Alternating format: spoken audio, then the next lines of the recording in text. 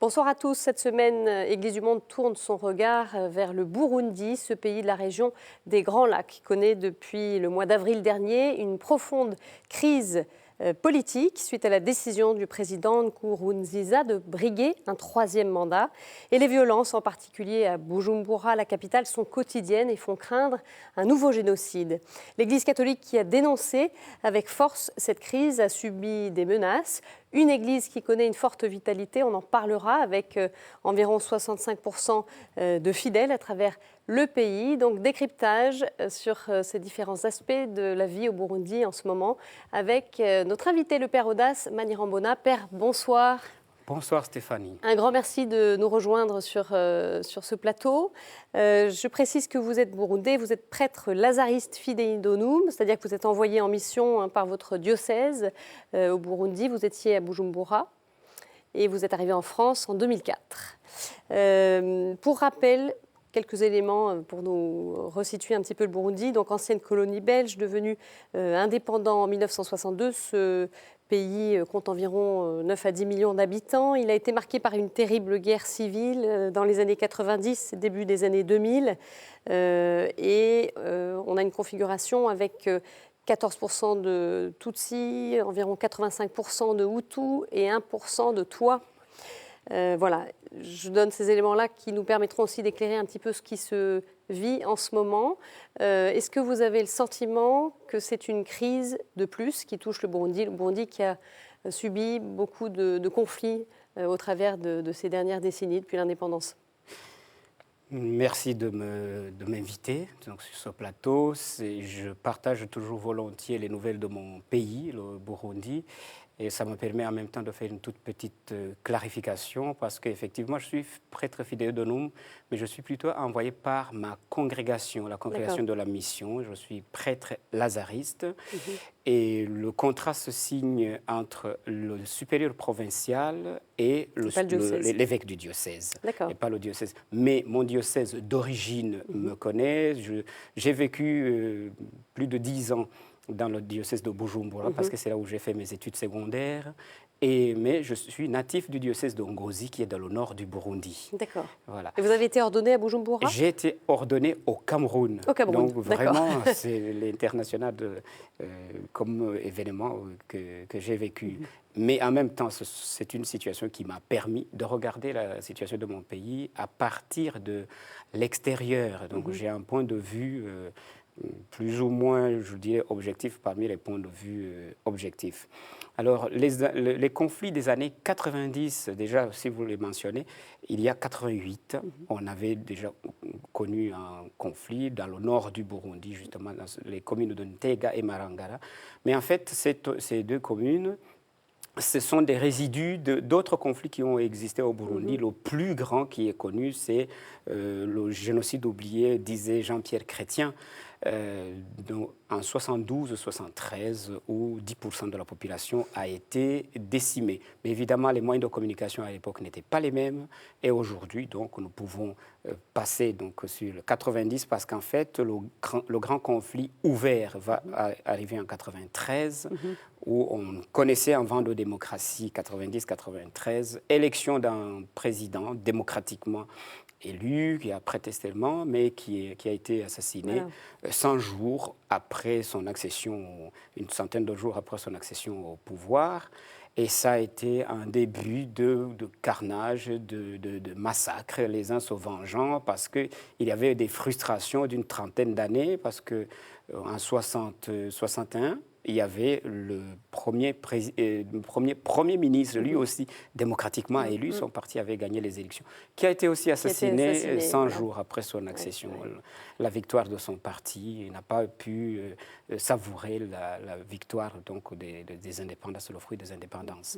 Et ce sont ces conflits qui se sont enlisés. Alors, la différence avec 61, 73, c'est qu'en 93, les moyens de communication sont à la portée de tout le monde. Il y avait un ministre qui était à l'époque en mission au Rwanda et qui appelait sur les ondes de la radio en disant aux Burundais défendez votre démocratie, défendez-vous, ne vous laissez pas arracher la démocratie comme ça.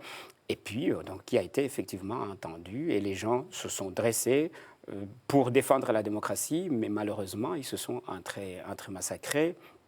Les choses ne se sont pas arrêtées là parce qu'en fait, l'ensemble de la classe politique, le président de la République, le président de l'Assemblée nationale, le vice-président de l'Assemblée nationale, qui pouvaient le remplacer selon la Constitution, remplacer le président selon la Constitution, ont été tués. Et donc, il y avait un grand vide.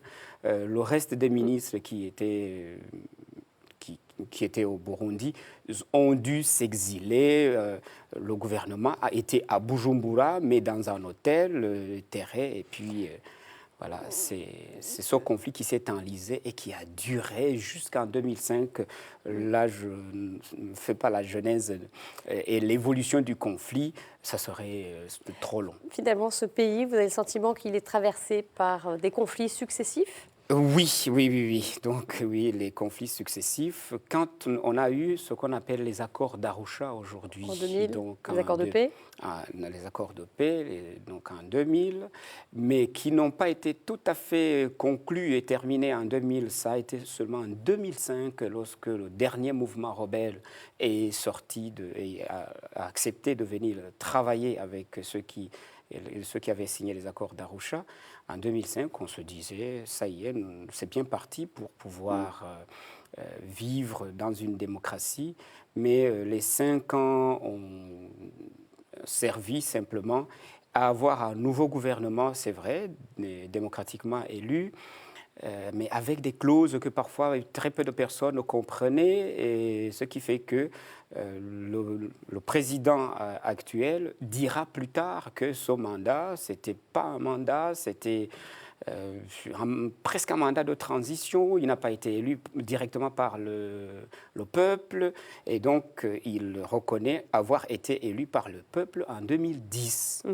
Ce qui fait qu'en 2015, lorsqu'il faut qu'il arrive au terme de ce mandat, qu'il arrive au terme de ces 2 mandats permis par la Constitution, il a laissé la situation, je ne dirais pas pourrir, mais c'est tout comme la situation languir. Et presque à la veille de la limite de dépôt des dossiers, son parti politique a tenu une assemblée générale, l'a désigné comme candidat.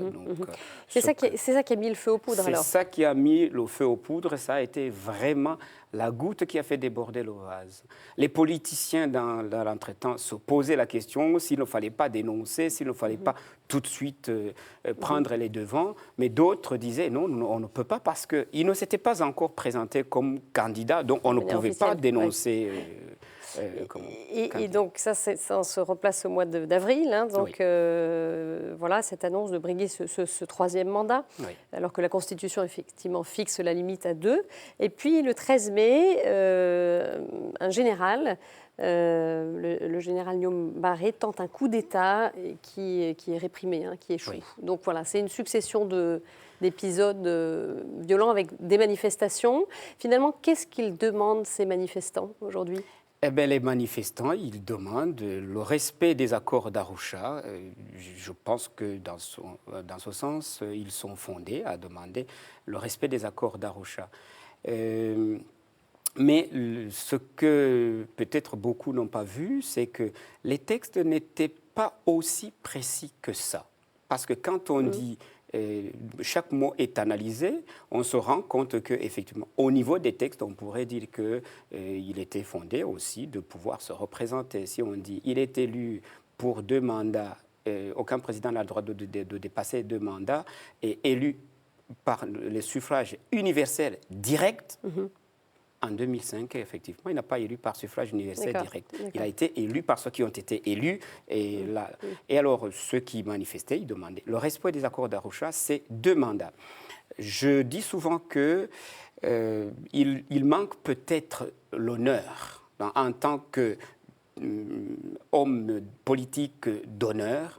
Il aurait pu dire: j'ai servi mon pays pendant 10 ans, je m'en vais, comme d'ailleurs d'autres qui lui ont précédé et qui ont beaucoup joué dans la réconciliation des Burundais, notamment Nelson Mandela. Il n'a mis que 4 ans. Et au bout de 4 ans, il a dit la jeune classe politique peut prendre les rênes du pouvoir. Et puis il est parti. Je pense que là, il a manqué, lui ou d'autres ont manqué quelque chose pour dire le pays pouvait être gouverné par quelqu'un d'autre. D'ailleurs, les autres politiciens disaient que son parti politique pouvait nommer un autre candidat. Ce n'était pas interdit que son parti présente un autre candidat. À l'intérieur de son propre parti, notamment d'ailleurs le général Godefroy Niyombare, il lui avait parlé des conséquences néfastes qui risquaient de s'abattre sur le Burundi s'il venait à se représenter au pouvoir. Il n'a pas voulu les écouter, il a écouté l'autre parti. Et effectivement, les conséquences sont apparues et sont assez terribles. Il y a eu des centaines de victimes. On parle de 300 000 personnes qui ont fui le pays. Alors, avant de vous écouter, d'avoir un petit peu votre sentiment sur ce qui se passe en ce moment dans votre pays, on va écouter le témoignage d'une personne que vous connaissez, une femme, Marguerite Barankitse, qui est plus connue sous le nom de Maggie, personnalité engagée sans relâche pour la paix au Burundi. Tutsi, elle avait créé au Burundi la maison Shalom, des centres d'accueil pour orphelins de guerre, Hutu, Tutsi et Twa. Elle-même menacée à quitter le Burundi il y a plusieurs mois pour un autre pays africain. Elle y aide des réfugiés burundais traumatisés par les événements. On écoute son témoignage.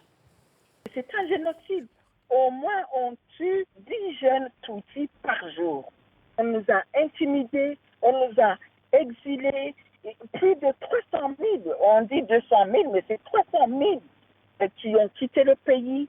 Et ce sont nos enfants qu'on a recrutés pour tuer. Imaginez-vous pour les parents qui voient leurs enfants qui sont allés au Congo apprendre à tuer. Ces enfants sont des victimes d'un président cupide, criminel, sanguinaire et qui est malade. Il a décidé de tuer sa population. Au vu aussi de tout le monde, ce sont des crimes contre l'humanité. Ce n'est pas juste une crise. Imaginez-vous se retrouver avec des corps décapités. Exprès, on le fait pour nous faire peur. Voilà, des mots très durs, très forts, des corps décapités, des violences, voilà, 300 000 réfugiés. À entendre Maggie, en fait, le contexte semble dramatique. Voilà, dites-nous un petit peu, Père, vous, quels sont vos échos et puis tout simplement aussi quel regard vous portez sur ce qui se vit en ce moment dans votre pays. Est-ce que vous êtes très préoccupé? Je suis très préoccupé. Très préoccupé. Et ce que Mme Maggie Barankitse dit, c'est une réalité, effectivement. On trouve encore aujourd'hui, il y a des grenades qui explosent pratiquement tous les jours. Pratiquement tous les jours, c'est autant de morts, autant de blessés, même si ce n'est que 2 ou si ce n'est que 1 ou qu'il n'y a que des blessés, c'est autant de dégâts dont le Burundi n'avait pas besoin, pour ne pas dire la communauté internationale. Et la réalité de 300 000 réfugiés, ceux-là, on peut en donner le chiffre parce qu'ils sont connus, le nombre de ceux qui sont au Rwanda, en Tanzanie, au Congo démocratique, donc les 3 pays frontaliers du Burundi. Mais il y en a d'autres qui sont arrivés jusqu'en Ouganda, jusqu'au Kenya, en Afrique du Sud, jusqu'en Europe, ceux qui avaient les moyens. Moi, personnellement, bon, pour ne pas parler de mon histoire personnelle, j'ai un petit frère qui est en Ouganda. Donc, c'est une qui est parti, du Burundi. Donc, il a passé un mois donc, à l'hôtel. Donc, c'est un fonctionnaire de l'État. Il avait un travail, sa femme avait un travail. Mais le quartier où il vivait, c'est un des quartiers chauds. Donc, où on ne pouvait pas continuer à y vivre. Une fois, je lui ai téléphoné. Il me disait que les enfants n'avaient qu'un mot à la bouche. C'était grenade, c'était pom-pom. Donc, alors, les enfants, la nuit, les enfants ne peuvent pas dormir. Alors, passer un mois parce qu'il espérait que les choses s'arrangeraient. Vous avez mentionné la question du putsch. Et parfois, on se demande si certaines personnes n'agissent pas comme des apprentis sorciers. Parce que faire un putsch comme celui-là, il faut vraiment avoir toutes les garanties qu'il faut. Et là, c'est vrai que le président, on peut le qualifier de cupide. Oui, moi j'ai parlé de quelqu'un qui manque d'honneur plutôt, criminel, sanguinaire et tous ces mots que nous venons d'entendre. Et je pense qu'il faudrait donner à la justice burundaise ou internationale de pouvoir statuer et de qualifier ce personnage pour ses crimes si on trouve que c'est lui qui est le responsable et direct. Parce qu'il peut y avoir aussi des gens qui tuent, mais qui profitent du chaos qui existe, justement. Notamment, par exemple, autour du putsch, les radios qui ont été brûlées, tous n'ont pas été brûlés par le pouvoir. Toutes les radios n'ont pas été brûlées par le pouvoir. Il y a des radios qui ont été brûlées par la mouvance putschiste qui, là, une fois de plus, la présidence se défendait en disant « Nous, de tel jour à tel jour, nous n'avions pas les rênes du pouvoir, donc nous ne sommes pas responsables. » Et là, donc, ce chaos qui a été installé que nous vivons. Des morts tous les jours. Alors, il y a des morts qu'on comptabilise et des morts qu'on ne comptabilise pas. Il y a ceux qu'on ne voit pas, mais qui ne sont pas moins, qui ne comptent pas moins, justement, dans la balance. On n'en a vraiment pas besoin. Donc, si on pouvait les éviter. Alors, on traverse le chaos, évidemment. Alors, à l'intérieur du pays, peut-être que je dévance sur quelque chose que vous allez dire. Il y a des efforts. Il y a eu effectivement, par exemple, les élections, alors que personne ne les donnait. Puisqu'il a été élu en juillet. Voilà, personne ne les donnait comme pouvant se tenir. L'opposition les a boycottés, mais curieusement, dans les urnes, on a trouvé des voix pour l'opposition. Alors, on se demandait qu'est-ce que ça veut dire. Notamment, il y a même un opposant qui finalement est entré à l'Assemblée nationale en disant je n'ai eu qu'une vingtaine, 20%, mais les 20% qui ont donné leur voix, même si les 20% ont été fabriqués, parce que c'est ça qu'on dit, même si les 20% ont été fabriqués, c'est 20% quand même d'une population pour laquelle il faut qu'il y ait une voix, quelqu'un qui parle. Qui puisse s'exprimer. Qui puisse s'exprimer. Et pour le moment, ça n'est pas le cas. Elle s'exprime, il s'exprime. Je les ai entendus dernièrement. Il y avait ce qu'on appelle un dialogue inter-burundais qui se déroule dans plusieurs villes. Donc, il y a eu une commission de dialogue et donc interne donc, au Burundi. Pour l'instant, les réfugiés ou ceux qui sont exilés à l'extérieur n'y participent pas. Voilà. Mais il semblerait que dans la pédagogie de cette commission, on commence d'abord par l'intérieur et qu'ils entendent faire un deuxième round où on touchera les diasporas, les différentes diasporas. Si vraiment ça se passe comme ça, moi j'applaudirais de toute même. Il y en a une aussi qui s'est beaucoup impliquée dans ce dialogue-là et qui a appelé au dialogue, c'est l'Église, qui a cette tradition d'action, en particulier dans votre pays, pour la réconciliation nationale au fil de son histoire. Précisément là, alors on a vu qu'il y a eu des réactions de l'épiscopat qui a dénoncé les tensions, qui a même décidé de se retirer du processus électoral, et en contrepartie des menaces qui ont pesé sur l'Église, dont l'archevêque de Bujumbura. Qu'est-ce que vous pouvez nous dire à ce sujet ? Oui, je dois regretter, donc, comme les morts dont on parlait tout à l'heure, et aussi ces actions d'intimidation. Alors parfois on se demandait est-ce que ce sont des coups montés, on ne sait pas vraiment, parce que j'ai entendu effectivement le jour où l'archevêque de Bujumbura était en train de célébrer, et quelqu'un qui était dans le groupe commandité pour assassiner l'archevêque à un certain moment, il a senti qu'il ne pouvait pas aller plus loin, que ça n'était trop. Donc on a eu un général qui a été assassiné, il y a eu un ancien chef d'état-major qui a été assassiné. Alors, je pense que l'évêque, ça aurait été un de trop. Mais déjà, le fait que... Il se trouve toujours à Bujumbura, l'archevêque? Actuellement, l'archevêque se trouve toujours à Bujumbura. Donc, il ne s'est pas exilé comme certaines voix le laisseraient croire, le laisseraient entendre. Donc, on le voit assis avec d'autres évêques, il travaille, il continue à travailler. Oui, sa sécurité est menacée, comme d'ailleurs la sécurité de beaucoup de Burundais, et surtout ceux qui osent dire ce contre quoi ils sont, notamment l'archevêque de Gitega aussi. Donc, parmi les gens qui ont dénoncé le 3e mandat, l'archevêque de Gitega était parmi les premiers. Mais il a le soutien aussi de ses confrères, c'est l'Église tout entière dans sa hiérarchie au niveau de la tête qui dit on ne peut pas se constituer esclave, on est esclave de personne. Nous sommes dans une démocratie, un pays de liberté, il est hors de question donc que qui que ce soit nous oblige à quelques paroles que ce soit. Alors, au niveau de la réconciliation, dans la commission qui a été nommée par le président d'ailleurs actuel... Une commission en vérité et réconciliation. La commission vérité et réconciliation. Présidée par l'évêque. Présidée par un prêtre, un prélat, donc Monseigneur Jean-Louis Nahimana. Et puis, il y a un autre prêtre...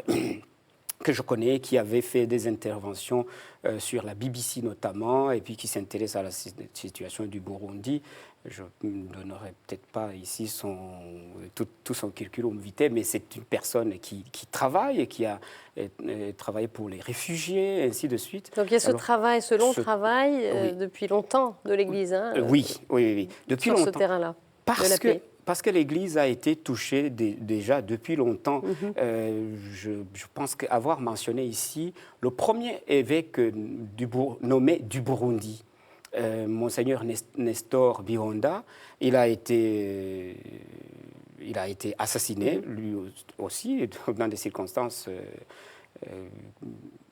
mystérieuses. C'est ce qui explique, selon vous, cette action, cette tradition de... Pas seulement. L'Église, par nature, elle est faite pour la réconciliation, elle est faite pour l'unité, elle est faite pour l'amour, pour la bonne nouvelle pour la paix, la recherche de la paix et de la justice. Donc, c'est la mission que le Christ nous donne. Donc, c'est dans la nature même de l'Église. Maintenant, l'Église même du Burundi, pourquoi elle s'implique? Parce qu'effectivement, étant touchée elle-même, elle sait ce qu'il ne faut pas et ce qu'il faudrait pour une nation qui veut aller de l'avant, qui veut grandir, qui veut se développer.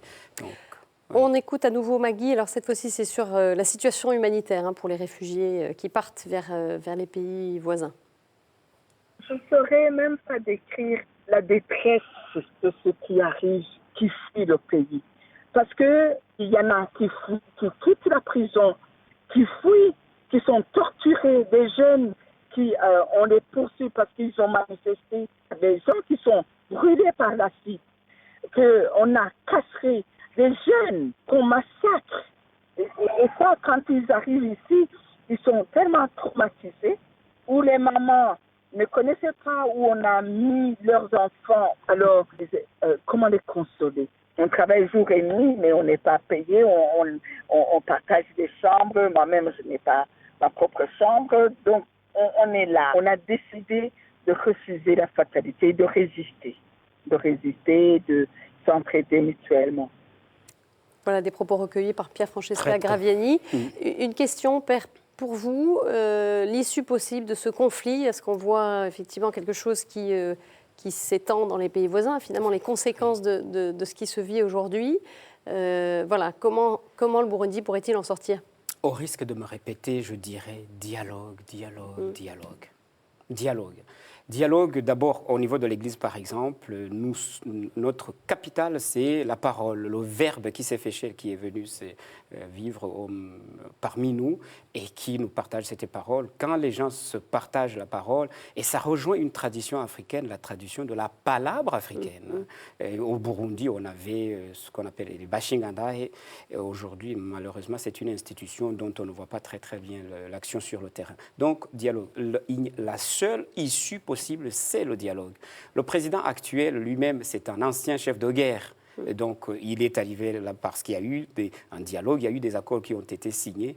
Il ne peut pas résister seulement avec les armes. Pour l'instant, en tout cas, le dialogue semble fermé. Il est fermé, malheureusement. Mais il se fait aussi avec les différentes instances. C'est la manière de procéder qui n'est peut-être pas tout à fait la même, où certains sont pressés. Ils voudraient qu'on réunisse tout le monde autour d'une grande messe, comme on dit, de dialogue. Malheureusement, le lieu où doit se tenir ce dialogue, qui devrait réunir tout le monde, devient problématique. Parce qu'il y a des gens qui vont se dire qu'ils ne sont pas en sécurité au Burundi. Et puis, si on met le dialogue à l'extérieur, on dira qu'il y a des Burundais qui sont lésés parce qu'ils sont à l'intérieur, ils n'ont pas de ticket pour rejoindre les nouveaux lieux de dialogue. Donc, pour moi, il faut peut-être dans une certaine patience voir comment concrètement on pourrait favoriser ce dialogue. Et la communauté santé Djidio s'était impliquée, il y a d'autres associations qui se sont impliquées et je pense que la seule issue, c'est celle-là.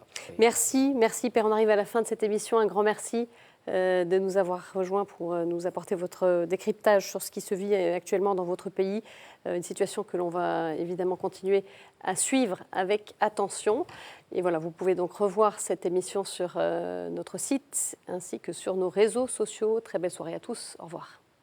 Au revoir Stéphanie.